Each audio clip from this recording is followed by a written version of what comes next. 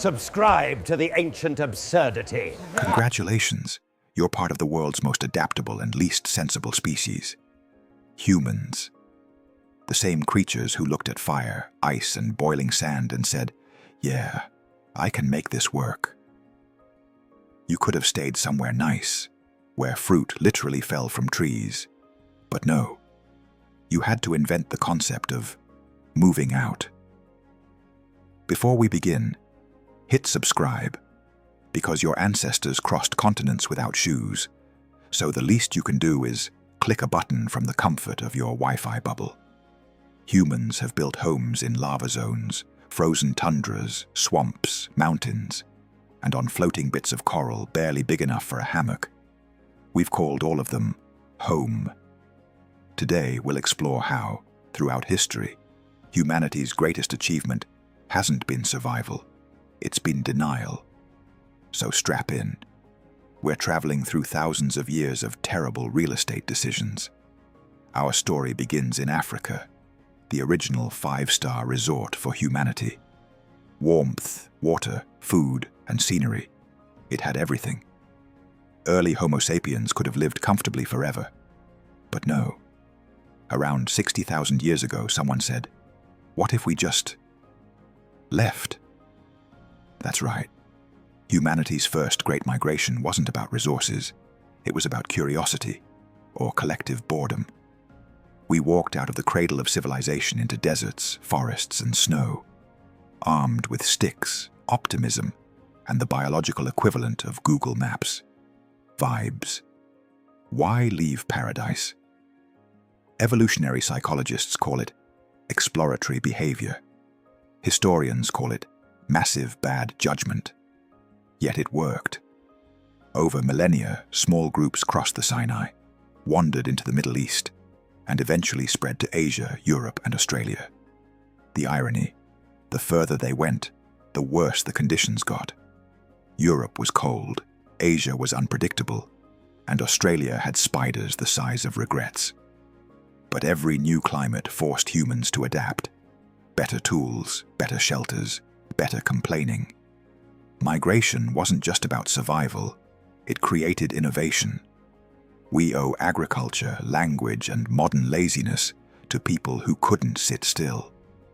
So, next time someone says they're finding themselves on a backpacking trip, remember, they're continuing a 60,000-year-old tradition of overconfident wandering. The Ice Age, roughly 20,000 years ago. The planet looked like a freezer someone forgot to defrost. Temperatures dropped, glaciers spread, and mammoths roamed the landscape like fluffy death tanks. Most species huddled for warmth. Humans? They looked at a snowstorm and said, "Challenge accepted." Clothing became essential. Early humans layered animal skins like prehistoric fashion influencers, furs, hides, and occasionally mammoth couture. They learned to build fires, carve bone needles, and make shelters out of mammoth bones and hides. Primitive architecture meets brutalist interior design. But adaptation came with creativity. Hunters in Siberia and Europe developed new weapons. Spears with detachable heads, bows, and maybe even early traps. Cooperation became survival's secret ingredient. Lone wolves froze, but communities thrived. The result? Humans turned from tropical apes into all-weather survival machines. They even crossed into the Americas via the Bering Land Bridge, an icy highway connecting Asia to Alaska. Imagine migrating to a new continent because the ice looked walkable. What's truly absurd? These migrations didn't stop because of the cold. They stopped because people ran out of land. Humanity's curiosity was bigger than its sense of self-preservation. So yes, when your heating breaks and you complain it's unlivable, remember, your ancestors once hunted mammoths in snowstorms, armed with nothing but persistence and poor judgment. If the Ice Age was about freezing, the desert was about frying. Yet humans looked at vast stretches of burning sand and thought, this could be nice with some irrigation. Ancient Egypt, Mesopotamia, and Persia, civilizations that rose where logic went to die. They built empires beside rivers that routinely flooded, under suns that cooked skin like breakfast. And somehow, they thrived. Egyptians mastered the Nile's seasonal rhythm, transforming mud into bread and bricks. Mesopotamians invented writing just to complain about taxes. Persians created irrigation systems that defied geography, channeling underground water through qanats. Ancient engineering so effective, some still work today. Why live there? Because deserts, though brutal, were predictable. You knew the sun would rise, the sand would burn, and enemies would die of thirst before reaching you. Nature's defense system was dehydration, but the human cost was high. Dehydration, sandstorms, famine, all daily inconveniences. Still, these civilizations gave us law codes, astronomy, and architecture. Civilization itself was born out of discomfort. Apparently, if you want progress, you need misery. So yes, the desert was humanity's sandbox. But instead of castles, we built bureaucracy and sunstroke. You'd think humans would stick to flat land, but no. Around 3000 BCE, people in the Andes, Himalayas, and Ethiopian highlands climbed thousands of meters up and decided to stay there. Oxygen, overrated. Gravity, optional. High-altitude living meant freezing nights, thin air, and farming on what were essentially cliffs. The Inca carved terraces into mountainsides like green staircases to the gods. The Tibetans built monasteries perched on peaks that could give mountain goats vertigo. The Ethiopians carved entire churches out of rock, perhaps because importing bricks uphill was a bad idea. Why live there? Defense. You can't be invaded easily when your front yard is a 2,000-meter drop. Also, altitude had prestige. The closer to the heavens, the closer to the gods. Or maybe they just wanted better views and fewer neighbors. Physiologically, mountain populations evolved remarkable adaptations: larger lungs, more efficient blood oxygenation, and thicker skin against cold. Basically, they became superhumans by accident. Every empire that tried to conquer highlanders, from the Incas to the Afghans, learned one lesson: gravity always wins. The mountains don't make great real estate, but they make excellent fortresses. So next time you gasp after climbing stairs, remember, somewhere, your genetic ancestors were doing cardio at 12,000 feet. Now, imagine you're in a canoe, somewhere in the middle of the Pacific. You can't see land, you don't have GPS, and you're surrounded by 70 million square miles of ocean. What do? If you're human, you paddle harder. The Polynesians were the original oceanic pioneers. Long before compasses or maps, they navigated using stars, swells, and the flight paths of birds. Between 1200 BCE and 1300 CE, they colonized almost every inhabitable island in the Pacific, from Hawaii to Easter Island to New Zealand, essentially playing the world's most dangerous game of find the land. Meanwhile, in the Mediterranean, Greeks and Phoenicians turned island hopping into early commerce. In the North Atlantic, the Vikings used frozen sea routes to reach Iceland, Greenland, and briefly, North America. The human logic remained consistent. If it's surrounded by water and slightly suicidal, move there. Isolation created innovation. Polynesians invented double-hulled canoes. Vikings refined shipbuilding. Islanders developed unique cultures, languages, and occasionally, gods with strong opinions about fishing. But island life had a catch: supply problems, drought, famine, bad harvest, cannibalism in some tragic cases. Yet despite every risk, the allure of our own little world kept drawing humans to islands. Because deep down, humans love two things: complaining about isolation and immediately seeking more of it. Civilization loves water. not just to drink, but to overcommit to. Every great ancient culture picked a river like it was choosing a romantic partner, and stayed in that relationship for thousands of years, despite constant flooding, disease, and the occasional crocodile breakup. Egypt had the Nile, which behaved like that one reliable friend who floods your house once a year, but always brings gifts of fertile soil. Mesopotamia had the Tigris and Euphrates, two moody rivers that couldn't agree on anything, except when to ruin crops simultaneously. Meanwhile, the Indus Valley and the Yellow River became home to brilliant, highly organized societies that were basically playing ancient SimCity on hard mode. Rivers were irresistible because they offered everything: food, transport, trade, irrigation, and most importantly, gossip. The banks of the Nile weren't just fertile, they were social.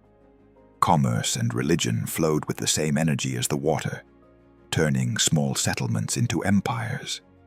But living beside rivers came with drama: malaria, flooding, and parasites.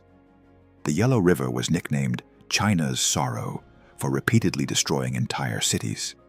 Yet humans stayed, rebuilt, and wrote poetry about it. That's commitment. It's as if humanity collectively decided that the risk of drowning was a small price to pay for convenience. We invented civilization not because rivers were safe, but because we were too stubborn to move uphill. Before anyone posted Jian van life, nomads were already doing it, without vans, Wi-Fi, or health insurance. Their office was the horizon, their co-workers were camels, and their HR department was nature. From the Eurasian steppes to the Sahara and the Arabian Peninsula, nomadic groups like the Scythians, Bedouins, Berbers, and Mongols lived in perpetual motion. They weren't lost. They were optimized for instability. Mobility meant survival. If one region dried up, they moved. If someone invaded, they left before you finished saying, "Conquest." Nomads invented logistics long before empires did. They tracked migration routes, water sources, and seasonal winds with the accuracy of a natural GPS. The Mongols, for instance, turned mobility into empire building. They conquered most of Eurasia on horseback, while maintaining better network coverage than medieval Europe. Their societies valued adaptability, storytelling, and incredible memory. Because when you move constantly, books are just extra luggage. Oral traditions became their libraries, songs their hard drives. But while empires built monuments, nomads built networks. Trade routes like the Silk Road existed thanks to them. They were the original influencers of exchange, cultural, economic, and microbial. Ironically, in the modern age, people are going back to the nomadic model, working remotely from beaches or vans. The only difference? Ancient nomads didn't need VPNs, and they definitely didn't post about finding themselves. If there's one thing humans love more than comfort, it's ignoring every red flag nature gives. Case in point, building entire cities in swamps. Venice, Tenochtitlan, and New Orleans all started with the same idea. Sure, it's wet, unstable, and full of bugs, but imagine the views. The results were magnificent and miserable in equal measure. Venice, founded by refugees in the 5th century, was built on wooden piles driven into marshy lagoon mud. It became an architectural miracle and an engineering nightmare, half art gallery, half sinking ship. Tenochtitlan, the Aztec capital, was a literal island city with causeways, canals, and floating gardens, chinampas, that fed hundreds of thousands of people. It was beautiful, until the Spanish showed up and redecorated it with smallpox. Meanwhile, in North America, settlers thought it'd be brilliant to build cities like New Orleans, right next to rivers and below sea level. The result? Centuries of humidity, hurricanes, and an eternal mosquito rave. Why do it? Because swamps offer strategic advantages. Access to water routes, defensible terrain, and abundant resources. Plus, mosquitoes make excellent border patrol. The irony, the same wetlands that sustained trade also spread disease. Humanity's progress has always balanced brilliance with biological torture. Still, from these muddy beginnings rose music, art, and resilience. Civilization thrives in discomfort and occasionally sinks in it. Empires have a long history of marching into climates they had no business being in. The Romans invaded rainy Britain and then complained about it for 4 centuries. The Mongols galloped through frozen Siberia like it was a weekend getaway. The British, allergic to sunlight, decided to conquer the entire tropics anyway. Why? Because expansion was prestige. Climate was just another enemy to humiliate.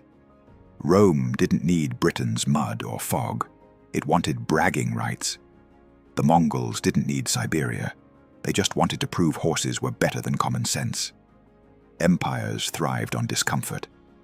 It kept soldiers tough and subjects miserable, which apparently made everyone feel patriotic. The British Empire, for instance, ran on tea grown in monsoons and sugar harvested in unbearable heat. Proof that imperialism was mostly powered by caffeine and denial. Every empire learned too late that geography always wins. Romans froze, Mongols starved, and British sunburned. But the habit continued: conquer first, adapt later. The pattern echoes throughout history, humans seeking dominance over places that immediately punished them for it. Yet in that defiance lies the secret of human endurance. We don't conquer for logic, we conquer because we can. Empires were less about land and more about the thrill of ignoring nature's polite no. You think your commute is bad? Try the Silk Road, 5,000 miles of mountains, deserts, bandits, and wildly inconsistent lunch options. Trade routes connected civilizations long before airlines or Amazon. From the ancient camel caravans of Central Asia to the maritime empires of the Indian Ocean, humans turned travel into an industry of organized suffering. The Silk Road moved silk, spices, and ideas, but also diseases. The Black Death was history's least welcome souvenir. Merchants were the unsung heroes of global connection. They weren't warriors or kings, but their journeys built cultural bridges between civilizations that had never met. Greek art met Indian philosophy, Chinese silk met Roman gold, and everyone met smallpox. The risks were absurd: sandstorms, pirates, corrupt officials, and bad directions. Yet people did it for profit and prestige. Trade was power, and power was worth every blister. The Vikings, too, had their trade networks, sailing from Scandinavia to Byzantium, swapping furs, amber, and sometimes insults. Every route, from the Amber Road to the Trans-Saharan caravan trails, was a gamble between fortune and famine. Still, those endless journeys shaped the modern world. The global economy began not in boardrooms but on the backs of camels, ships, and exhaustion. Humanity built civilization on trade, and we've been late to work ever since. By the 15th century, humanity had collectively decided that the map looked too empty. Columbus, Magellan, Zheng He, all launched expeditions that were basically history's most expensive what-if. Europe was running out of local places to conquer, and global curiosity mixed perfectly with greed. Ships set sail with a 50% chance of discovery and a 100% chance of dysentery. They weren't just exploring. They were rebranding getting lost as heroism. Magellan's crew circumnavigated the globe. Well, most of them did. Zheng He's massive treasure fleets sailed the Indian Ocean decades earlier, proving China had already mastered long-range maritime logistics, while Europe was still figuring out longitude. Columbus, meanwhile, famously miscalculated Earth's size and accidentally bumped into the Americas, essentially the historical version of clicking the wrong link and still going viral. Exploration wasn't just geographical, it was psychological. Curiosity trumped comfort, ambition drowned caution, and the unknown became profitable. Spices, gold, slaves, and myths all fueled the great voyages. Humanity's motto might as well have been, "We could die, or discover snacks." The irony? Every new world people found was already occupied. Discovery was often just aggressive tourism with flags. But it changed everything: trade, science, empires, and the very idea of distance. Humans officially turned the planet into a single, chaotic neighborhood. Exploration soon evolved into its darker sequel, colonization. Europe looked at the rest of the world and said, "Nice place, let's ruin it." From 1492 onward, ships carried not only explorers but conquerors, missionaries, bureaucrats, and diseases. The Spanish crushed empires in the Americas. The Portuguese carved coastlines in Africa and Asia. The British collected continents like Pokemon cards. And the French tried to make everything sound elegant while stealing it. Colonization was fueled by 3 C's: commerce, Christianity, and control. Sugar plantations, silver mines, and slave markets became the backbone of global wealth. Millions died, cultures collapsed, and ecosystems warped, all in the name of civilizing. But the absurd part is how colonizers insisted they were improving lives while introducing smallpox and taxation. Empires exported their discomfort worldwide, proving humanity's favorite pastime was making other people adapt to their nonsense. Still, colonization inadvertently globalized science, crops, and technology. Potatoes left Peru, chilies went to India, coffee left Ethiopia, and syphilis politely toured Europe. Civilization became one messy web of exploitation and exchange. It's hard to celebrate it, but impossible to ignore it. The modern world was built by people who couldn't stop spreading like a very determined rash. Skip forward to today. We've conquered every climate, and comfort is supposedly everywhere, yet we keep moving into worse places. Deserts, build skyscrapers, tundras, drop oil rigs, floating cities. Sure, why not? Technology divorced humanity from nature's feedback loop. Air conditioning made deserts livable, heating tamed the poles. Suddenly, people could survive anywhere, as long as the power bill cleared. Dubai became a metropolis in a place where camels used to get heat stroke. Las Vegas thrives in a valley where even cacti look tired. We invented architecture that defies climate, pipelines that defy geography, and lifestyles that defy biology. Humanity no longer adapts to environments. It forces environments to adapt to us. And when that fails, we turn the thermostat. But here's the punchline.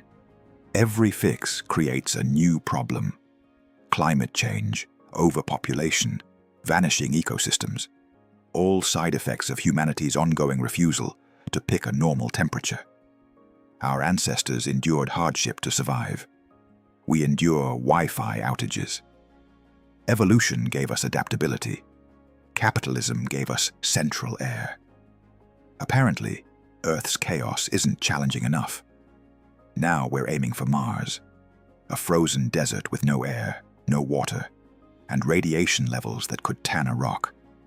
It's like moving from a bad apartment to one with no walls, because you like the view. Space agencies and billionaires promise a multi-planetary future. Translation: humanity's next bad neighborhood is 225 million kilometers away. Terraforming plans, domed habitats, hydroponic farms, all attempts to turn an alien wasteland into a slightly less depressing suburb. The first settlers will face isolation, hunger, and the psychological horror of being a million miles from takeout. Yet the dream persists because exploration is coded into us. We can't stop pushing boundaries, even when the boundary is vacuum. Mars colonization will be the ultimate expression of human arrogance and ingenuity. It will test whether our adaptability has limits, or whether we just refuse to admit they exist. Future historians, Martian or otherwise, will look back and say, they left a habitable planet because they wanted better lighting for selfies. From the African plains to Arctic tundras, deserts, mountains, and space, one truth echoes through time. Humans are gloriously, catastrophically stubborn. We live everywhere not because we should, but because we can. And because comfort is boring. Our survival isn't built on logic, it's built on defiance. We endure famine, frostbite, hurricanes, and hangovers with equal determination. Every civilization began as someone saying, "It'll probably be fine." And somehow, it was, until it wasn't. The human story is a tale of optimism bullying reason. We transform every hostile environment into home, then complain about the rent. Our genius lies not in making paradise, but in making disaster work for us. So, before humanity expands to Saturn or uploads itself into the cloud, take a moment to honor the ridiculous persistence that got us here. And of course, subscribe to Ancient Absurdity before we colonize the algorithm too. Because if history proves anything, it's this.